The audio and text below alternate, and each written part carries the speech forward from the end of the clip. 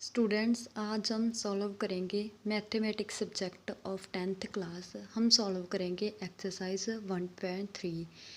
सब तो पहला ਆਪਾਂ कर चुके हैं 1.1 एंड 1.2, इसलिए हम ਅੱਜ सॉल्व करेंगे 1.3। ਇਹਦੇ ਵਿੱਚ ਆਪਾਂ ਸਿੱਖਾਂਗੇ ਆ ਪਰਮੇय ਸੰਖਿਆਵਾਂ ਕੀ ਹੁੰਦੀਆਂ ਹਨ। ਪਹਿਲਾਂ ਡੈਫੀਨੇਸ਼ਨ ਸਿੱਖਾਂਗੇ।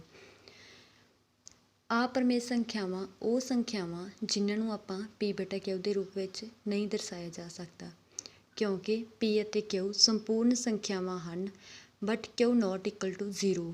ਇਸੇ ਨੂੰ ਆ ਪਰਮੇय ਸੰਖਿਆਵਾਂ ਕਹਿੰਦੇ ਹਨ। ਫੋਰ ਐਗਜ਼ਾਮਪਲ √2, √5, √3, √15, ਕੋਈ ਵੀ ਅੰਡਰ ਵਾਲੀ ਰਕਮ ਉਸੇ ਨੂੰ ਆ ਪਰਮੇय ਸੰਖਿਆਵਾਂ ਕਹਿੰਦੇ ਹਨ। ਸਭ ਤੋਂ ਪਹਿਲਾਂ ਆਪਾਂ ਸੋਲਵ ਕਰਾਂਗੇ ਫਸਟ ਸਮ √5। ਸਿੱਧ ਕਰੋ √5 ਆ ਪਰਮੇय ਸੰਖਿਆ ਹੈ। ਸਭ ਤੋਂ ਪਹਿਲਾਂ ਆਪਾਂ ਮੰਨਾਂਗੇ ਇਹਦੇ ਵਿੱਚ, ਮੰਨ ਲਓ ਲੈਟ ਕੀਤਾ √5 ਆ ਪਰਮੇय ਸੰਖਿਆ ਨਹੀਂ ਹੈ। ਫਿਰ ਇਹ ਕੀ ਆ? ਪਰਮੇय ਸੰਖਿਆ। ਜਦੋਂ ਆਪਾਂ ਮੰਨ ਲਿਆ ਕੋਈ ਰਕਮ ਪਰਮੇय ਸੰਖਿਆ, ਉਸ ਤੋਂ ਬਾਅਦ ਹੀ ਆਪਾਂ ਰਕਮ ਨੂੰ ਇਕੁਅਲ ਟੂ ਲਿਖਾਂਗੇ p/q। ਕਿਉਂ ਕਰਕੇ ਆ ਪਰਮੇय ਸੰਖਿਆ ਨੂੰ ਆਪਾਂ ਇਕੁਅਲ ਟੂ p/q ਨਹੀਂ ਲਿਖ ਸਕਦੇ, ਕਿਉਂਕਿ p ਅਤੇ q ਸਹਿ ਅਭਾਜ ਸੰਪੂਰਨ ਸੰਖਿਆਵਾਂ ਹਨ। ਉਸ ਤੋਂ ਬਾਅਦ ਆਪਾਂ √5 ਇਕੁਅਲ ਟੂ p/q ਦੋਨੇ ਪਾਸੇ ਵਰਗ ਕਰ ਦਾਂਗੇ। ਜਦੋਂ ਆਪਾਂ ਵਰਗ ਕਰਤਾ √ ਨਾਲ 2 ਕੈਂਸਲ ਹੋ ਗਿਆ, ਉੱਥੋਂ ਆਪਣੇ ਕੋਲ ਵੈਲਿਊ ਨਿਕਲ ਆਈ p² ਦੀ, ਜਿਹਨੂੰ ਆਪਾਂ ਸਮੀਕਰਨ 1 ਦਾ ਨਾਮ ਦਿੱਤਾ। ਉੱਥੋਂ ਆਪਾਂ ਨੂੰ ਪਤਾ ਲੱਗ ਗਿਆ ਕਿ 5 p² ਨੂੰ ਭਾਗ ਕਰਦਾ, ਫਿਰ 5 p ਨੂੰ ਵੀ ਭਾਗ ਕਰਦਾ ਅਤੇ 5 p ਦਾ ਗੁਣਨਖੰਡ ਵੀ ਹੈ।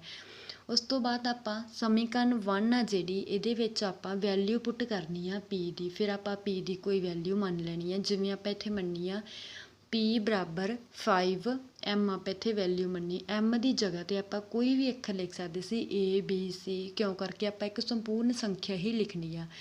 ਜਦੋਂ ਆਪਾਂ p ਦੀ ਵੈਲਿਊ ਕੱਢ ਲਈ, ਮੰਨ ਲਈ p = 5m ਆ ਆਪਣੇ ਕੋਲੇ, ਉੱਥੋਂ ਆਪਾਂ p ਦੀ ਵੈਲਿਊ ਪੁੱਟ ਕਰ ਦੇਣੀ ਸਮੀਕਰਨ 1 ਦੇ ਵਿੱਚ। ਉੱਥੋਂ ਆਪਣੇ ਕੋਲੇ ਵੈਲਿਊ ਨਿਕਲ ਆਊਗੀ q ਦੀ, q² ਦੀ। ਉੱਥੋਂ ਆਪਾਂ ਨੂੰ ਪਤਾ ਲੱਗ ਜੂ ਜਿਹੜਾ 5 ਆ q² ਨੂੰ ਵੀ ਭਾਗ ਕਰਦਾ ਅਤੇ 5 q ਨੂੰ ਵੀ ਭਾਗ ਕਰਦਾ, 5 q ਦਾ ਗੁਣਨਖੰਡ ਵੀ ਹੈ। ਇੱਥੇ ਆਪਾਂ ਕਹਿ ਰਹੇ ਹੈਗੇ ਆ ਜਿਹੜਾ 5 ਆ ਉਹ p q ਦੋਵਾਂ ਦਾ ਗੁਣਨਖੰਡ ਆ, ਪਰ ਉੱਤੇ ਆਪਾਂ ਮੰਨਿਆ ਸੀ ਉੱਪਰ ਕਿ ਜਿਹੜੇ p ਅਤੇ q ਸਹਿ ਅਭਾਜ ਆ, ਇਹਨਾਂ ਵਿੱਚ ਓਨਲੀ 1 ਹੀ ਇੱਕ ਸਾਂਝਾ ਗੁਣਨਖੰਡ ਹੈ। ਇਸ ਤੋਂ ਇਲਾਵਾ ਕੋਈ ਹੋਰ ਸਾਂਝਾ ਗੁਣਨਖੰਡ ਨਹੀਂ ਹੈ। ਇਸ ਲਈ ਆਪਣਾ ਲੈਟ ਕਰਨਾ ਗਲਤ ਹੋ ਗਿਆ ਅਤੇ ਜਿਹੜਾ √5 ਇੱਕ ਆ ਪਰਮੇय ਸੰਖਿਆ ਹੀ ਹੈ। ਇਸ ਤੋਂ ਬਾਅਦ ਆਪਾਂ ਸੋਲਵ ਕਰਾਂਗੇ ਸੈਕਿੰਡ ਸਮ। ਸੈਕਿੰਡ ਸਮ ਆਪਾਂ ਨੂੰ ਦਿੱਤਾ ਹੈਗਾ 3 + 2 √5 ਇੱਕ ਆ ਪਰਮੇय ਸੰਖਿਆ ਹੈ। ਇਹ ਚੀਜ਼ ਵੀ ਆਪਾਂ ਸਿੱਧ ਕਰਨੀ ਹੈ। ਜਦੋਂ ਆਪਾਂ ਕੋਈ ਐਵੇਂ ਦਾ ਸਮ ਕਰਨਾ ਹੁੰਦਾ, ਸਭ ਤੋਂ ਪਹਿਲਾਂ ਆਪਾਂ ਮੰਨ ਲੈਣਾ ਹੁੰਦਾ ਕੋਈ ਰਕਮ ਆ ਜਿਹੜੀ ਉਹ ਆ ਪਰਮੇय ਸੰਖਿਆ ਨਹੀਂ ਤਾਂ ਫਿਰ ਪਰਮੇय ਸੰਖਿਆ। ਮੰਨਣ ਤੋਂ ਬਾਅਦ ਹੀ ਆਪਾਂ ਪਰਮੇय ਸੰਖਿਆ ਨੂੰ ਹੀ ਆਪਾਂ ਲਿਖ ਸਕਦੇ ਹਾਂ p/q, ਕਿਉਂ ਕਰਕੇ p ਅਤੇ q ਸਹਿ ਅਭਾਜ ਸੰਪੂਰਨ ਸੰਖਿਆ। ਜਦੋਂ ਕੋਈ ਐਵੇਂ ਦੀ ਰਕਮ ਦਿੱਤੀ ਹੈ, ਉੱਥੋਂ ਆਪਾਂ √ ਵਾਲੀ ਵੈਲਿਊ ਕੱਢ ਲੈਣੀ ਹੁੰਦੀ। ਜਿਵੇਂ ਆਪਾਂ ਇੱਥੇ √ ਵਾਲੀ ਰਕਮ ਇੱਕ ਪਾਸੇ ਰੱਖਤੀ, ਦੂਜੀਆਂ ਸਾਰੀਆਂ ਇੱਕ ਪਾਸੇ ਰੱਖਤੀਆਂ। ਜਿਹੜੀ √ ਵਾਲੀ ਰਕਮ ਆ ਆਪਾਂ ਨੂੰ ਵੀ ਪਤਾ ਹੁੰਦਾ ਹੈਗਾ, ਜਿਹੜੀ √ ਵਾਲੀ ਰਕਮ ਹੈਗੀ ਆ ਉਹ ਆਪਣੇ ਕੋਲੇ ਕੀ ਹੁੰਦੀ ਹੈਗੀ ਆ, ਉਹ ਹਮੇਸ਼ਾ ਆਪਣੇ ਕੋਲੇ ਆ ਪਰਮੇय ਹੁੰਦੀ ਹੈਗੀ ਹੈ। ਇੱਥੇ ਆਪਾਂ ਨੂੰ ਪਤਾ ਲੱਗ ਗਿਆ √5 ਆ ਪਰਮੇय ਸੰਖਿਆ, ਬਟ ਦੂਜੀ ਸਾਰੀ ਰਕਮ ਆ ਜਿਹੜੀ ਇਹ ਪਰਮੇय ਸੰਖਿਆ। ਇਸੇ ਲਈ ਇੱਥੇ ਆਪਣਾ ਮੰਨਣਾ ਗਲਤ ਹੋ ਗਿਆ। ਇਸ ਲਈ 3 + 2 √5 ਇੱਕ ਆ ਪਰਮੇय ਸੰਖਿਆ ਹੀ ਹੈ। ਇਸ ਤੋਂ ਬਾਅਦ ਆਪਾਂ ਕਰਾਂਗੇ ਥਰਡ ਦਾ ਫਸਟ ਪਾਰਟ, ਜਿਵੇਂ 1/√2। ਇੱਥੇ ਵੀ ਆਪਾਂ ਪਹਿਲਾਂ ਮੰਨ ਲਿਆ ਵੀ 1/√2 ਆ ਪਰਮੇय ਸੰਖਿਆ ਨਹੀਂ ਹੈਗੀ। ਫਿਰ ਇਹ ਕੀ ਹੈਗੀ ਆ? ਫਿਰ ਇਹ ਇੱਕ ਪਰਮੇय ਸੰਖਿਆ। ਜਦੋਂ ਆਪਾਂ ਮੰਨਿਆ ਪਰਮੇय ਸੰਖਿਆ, ਉਸ ਤੋਂ ਬਾਅਦ ਆਪਾਂ ਨੂੰ ਬਰਾਬਰ ਲਿਖ ਲਿਆ p/q ਦੇ ਰੂਪ ਵਿੱਚ। ਉਸ ਤੋਂ ਬਾਅਦ ਦੋਨੇ ਪਾਸੇ ਵਰਗ ਕਰ ਦੇਣਾ ਹੈਗਾ। ਜਦੋਂ ਦੋਨੇ ਪਾਸੇ ਵਰਗ ਕਰਤਾ ਅਤੇ ਆਪਣੇ ਕੋਲੇ ਵੈਲਿਊ ਨਿਕਲ ਆਊਗੀ। ਇੱਥੇ ਆਪਣੇ ਕੋਲੇ ਭਾਵਾਂ ਤਾਂ ਕੱਢ ਲਓ q² ਦੀ ਵੈਲਿਊ ਅਤੇ ਭਾਵਾਂ ਇੱਥੇ ਕੱਢ ਲਓ p² ਦੀ ਵੈਲਿਊ। ਪਹਿਲਾਂ ਇਹ ਜਮਾਂ ਸੇਮ ਸਮ ਹੈਗਾ ਜਿਵੇਂ ਆਪਾਂ ਫਸਟ ਪਾਰਟ ਕੀਤਾ। ਇੱਥੇ ਪਹਿਲਾਂ ਕੱਢੀ ਹੈਗੀ ਆ q² ਦੀ ਵੈਲਿਊ ਨੂੰ ਸਮੀਕਰਨ ਦਿੱਤਾ 1 ਨਾਲ। ਪਤਾ ਲੱਗ ਗਿਆ 2 q² ਨੂੰ ਭਾਗ ਕਰਦਾ ਅਤੇ 2 q ਨੂੰ ਵੀ ਭਾਗ ਕਰਦਾ ਅਤੇ 2 q ਦਾ ਵੀ ਗੁਣਨਖੰਡ ਆ। ਹੁਣ ਆਪਾਂ ਇੱਥੇ ਵੈਲਿਊ ਲੈਟ ਕਰ ਲਈ ਹੈਗੀ q ਦੀ, ਕੋਈ ਵੀ ਕਰ ਸਕਦੇ, ਜਿਵੇਂ ਇੱਥੇ ਕੀਤੀ 2m। m ਇੱਕ ਜਿਹੜੀ ਸੰਪੂਰਨ ਸੰਖਿਆ, m ਦੀ ਜਗ੍ਹਾ 'ਤੇ ABC ਅਲਫਾਬੈਟ 'ਚੋਂ ਕੋਈ ਵੀ ਅੱਖਰ ਲੈ ਲਓ, ਲਿਖ ਸਕਦੇ ਹਾਂ ਆਪਾਂ। ਜਿਵੇਂ ਆਪਾਂ 2a ਲਿਖ ਲਓ, 2b ਲਿਖ ਲਓ, 2c ਲਿਖ ਲਓ, ਕੁਛ ਵੀ ਲਿਖ ਸਕਦੇ ਆਪਾਂ, ਪਰ ਇਹ ਆਪਾਂ ਸੰਪੂਰਨ ਵੈਲਿਊ ਲਈ ਹੈ ਇੱਥੇ q ਦੀ। ਕਿਊ ਦਾ ਜਿਹੜਾ ਮੁੱਲ ਹੋਊਗਾ ਉਹ ਆਪਾਂ ਪੁੱਟ ਕਰ ਦੇਣਾ ਹੈਗਾ ਸਮੀਕਰਨ 1 ਦੇ ਵਿੱਚ, ਉੱਥੋਂ ਵੈਲਿਊ ਨਿਕਲ ਆਊਗੀ ਪੀ ਸਕੁਅਰ ਦੀ। ਹੁਣ ਇਹ ਫਿਰ ਇੱਥੇ ਆਪਾਂ ਨੂੰ ਪਤਾ ਲੱਗਦਾ ਹੈਗਾ ਜਿਵੇਂ ਆਪਾਂ ਫਸਟ ਸਮ ਵਿੱਚ ਕਰ ਚੁੱਕੇ ਹਾਂ। ਹੁਣ ਇੱਥੇ 2p ਸਕੁਅਰ ਨੂੰ ਭਾਗ ਕਰਦਾ, 2p ਨੂੰ ਵੀ ਭਾਗ ਕਰਦਾ ਹੈਗਾ, ਅਤੇ 2 ਜਿਹੜਾ ਹੈਗਾ p ਦਾ ਗੁਣਨਖੰਡ ਹੈਗਾ ਹੈ। ਸੇਮ ਸਮ ਹੋ ਗਿਆ ਫਿਰ 2p ਦਾ ਗੁਣਨਖੰਡ ਹੈਗਾ, 2q ਦਾ ਗੁਣਨਖੰਡ ਹੈਗਾ, ਅਤੇ 2 ਜਿਹੜਾ pq ਦੋਵਾਂ ਦਾ ਗੁਣਨਖੰਡ ਹੈ। ਪਰ ਆਪਾਂ ਮੰਨਿਆ ਸੀ p ਅਤੇ q ਸਹਿ ਅਭਾਜ ਸੰਖਿਆਵਾਂ, ਇਹਨਾਂ ਵਿੱਚ ਓਨਲੀ 1 ਹੀ ਸਾਂਝਾ ਹੈ। ਸਾਡਾ ਮੰਨਣਾ ਗਲਤ ਹੋ ਗਿਆ ਅਤੇ 1/√2 ਇੱਕ ਆਪਰਮੇਯ ਸੰਖਿਆ ਹੀ ਸਿੱਧ ਹੁੰਦੀ ਹੈ।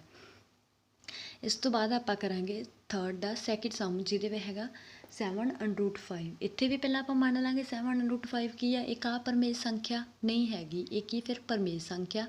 ਉਵੇਂ ਇਕੁਅਲ ਟੂ ਲਿਖ ਲਾਂਗੇ p/q ਦੇ ਰੂਪ ਵਿੱਚ। ਅੰਡਰ ਵਾਲੀ ਚੀਜ਼ ਹਮੇਸ਼ਾ ਇੱਕ ਪਾਸੇ ਰੱਖ ਲੈਣੀ ਆ, ਦੂਜੇ ਸਾਰੀਆਂ ਰਕਮਾਂ ਇੱਕ ਪਾਸੇ ਰੱਖ ਲੈਣੀ। ਜੇ ਇੱਧਰ ਚੀਜ਼ ਗੁਣਾ 'ਚ ਆ, ਇਕੁਅਲ ਤੋਂ ਬਾਹਰ ਜਾ ਕੇ ਉਹ ਹੋ ਜਾਂਦੀ ਹੈਗੀ ਆ ਡਿਵਾਈਡ 'ਚ। ਇੱਥੇ ਵੀ ਆਪਾਂ ਨੂੰ ਪਤਾ ਲੱਗ ਗਿਆ 7p p ਅਤੇ q ਸੰਪੂਰਨ ਸੰਖਿਆਵਾਂ ਹਨ। ਹਾਂ, ਉਸ ਤੋਂ ਬਾਅਦ ਆਪਾਂ ਕਹਿ ਸਕਦੇ ਹੈਗੇ ਜਿਵੇਂ p/7q ਪਰਮੇਯ ਸੰਖਿਆ, ਬਟ ਅੰਡਰ ਵਾਲੀ ਚੀਜ਼ ਹਮੇਸ਼ਾ ਹੀ ਆ ਪਰਮੇਯ ਸੰਖਿਆ ਹੈਗੀ ਆ। ਸਾਡਾ ਮੰਨਣਾ ਇੱਥੇ ਫਿਰ ਗਲਤ ਹੋ ਗਿਆ, ਇਸ ਲਈ 7√5 ਇੱਕ ਆ ਪਰਮੇਯ ਸੰਖਿਆ। ਉਸ ਤੋਂ ਬਾਅਦ ਥਰਡ ਸਮ, ਜਿਵੇਂ 6 + √2, ਇਸ ਨੂੰ ਮੰਨ ਲਿਆ ਪਹਿਲਾਂ ਇਹ ਆਪਰਮੇਯ ਸੰਖਿਆ ਨਹੀਂ ਹੈਗੀ, ਫਿਰ ਇਹ ਕਿਹੜੀ ਸੰਖਿਆ, ਪਰਮੇਯ ਸੰਖਿਆ। ਜਦੋਂ ਪਰਮੇਯ ਸੰਖਿਆ ਇਕੁਅਲ ਟੂ p/q ਦੇ ਰੂਪ ਵਿੱਚ। ਇੱਥੋਂ ਹਮੇਸ਼ਾ ਪਹਿਲਾਂ ਵੀ ਦੱਸ ਚੁੱਕੀ ਹਾਂ ਕਿ ਇੱਥੇ ਵੈਲਿਊ ਕੱਢ ਲੈਣੀ ਹੁੰਦੀ ਅੰਡਰ ਦੀ, ਅੰਡਰ ਵਾਲੀ ਰਕਮ ਇੱਕ ਪਾਸੇ, ਬਾਕੀ ਇੱਕ ਪਾਸੇ ਰਕਮਾਂ ਕਰ ਲੈਣੀਆਂ ਹੁੰਦੀਆਂ। ਅਤੇ ਆਪਾਂ ਨੂੰ ਪਤਾ ਲੱਗ ਗਿਆ 6pq ਸੰਪੂਰਨ ਸੰਖਿਆਵਾਂ ਹਨ। ਇਸ ਲਈ ਜਿਹੜਾ ਹੈਗਾ ਰਾਈਟ ਸਾਈਡ ਆ ਉਹ ਹੈਗੀ ਆਪਣੇ ਕੋਲੇ ਪਰਮੇਯ ਸੰਖਿਆ, ਇਹ ਹੈਗੀ ਪਰਮੇਯ ਸੰਖਿਆ, ਬਟ ਅੰਡਰ ਵਾਲੀ ਚੀਜ਼ ਹਮੇਸ਼ਾ ਆਪਰਮੇਯ ਆ। ਇਸ ਲਈ ਸਾਡਾ ਮੰਨਣਾ ਇੱਥੇ ਗਲਤ ਹੋ ਗਿਆ, ਕਿਉਂਕਿ 6 + √2 ਇੱਕ ਆਪਰਮੇਯ ਸੰਖਿਆ ਹੀ ਹੈ। ਸਾਰੇ ਸਮ ਸੇਮ ਹੀ ਆ, ਇਹਦੇ ਵਿੱਚ ਕੁਝ ਨਹੀਂ ਕਰਨਾ ਹੈਗਾ। ਸਭ ਤੋਂ ਪਹਿਲਾਂ ਮੰਨ ਲੈਣਾ ਹੈਗਾ ਵੀ ਕੋਈ ਰਕਮ ਦਿੱਤੀ ਹੈ, ਜਦੋਂ ਉਹਨਾਂ ਨੇ ਕਿਹਾ ਆਪਰਮੇਯ ਸਿੱਧ ਕਰੋ, ਆਪਾਂ ਉਹਨੂੰ ਮੰਨ ਲੈਣਾ ਹੈਗਾ ਇਹ ਆਪਰਮੇਯ ਨਹੀਂ ਹੈਗੀ, ਇਹ ਕੀ ਆ, ਪਰਮੇਯ ਸੰਖਿਆ। ਜਦੋਂ ਆਪਾਂ ਮੰਨਦੇ ਹਾਂ ਪਰਮੇਯ ਸੰਖਿਆ, ਉਸ ਤੋਂ ਬਾਅਦ ਹੀ ਆਪਾਂ ਉਹਨੂੰ ਲਿਖ ਸਕਦੇ ਹੈਗੇ ਆ p/q ਦੇ ਰੂਪ ਵਿੱਚ ਇਕੁਅਲ ਟੂ। p ਅਤੇ q ਆਪਾਂ ਨੂੰ ਪਤਾ ਸੰਪੂਰਨ ਸੰਖਿਆ, ਹਮੇਸ਼ਾ ਅੰਡਰ ਵਾਲੀ ਚੀਜ਼ ਇੱਕ ਪਾਸੇ ਰੱਖ ਲੈਣੀ, ਅੰਡਰ ਹਮੇਸ਼ਾ ਆਪਰਮੇਯ ਹੀ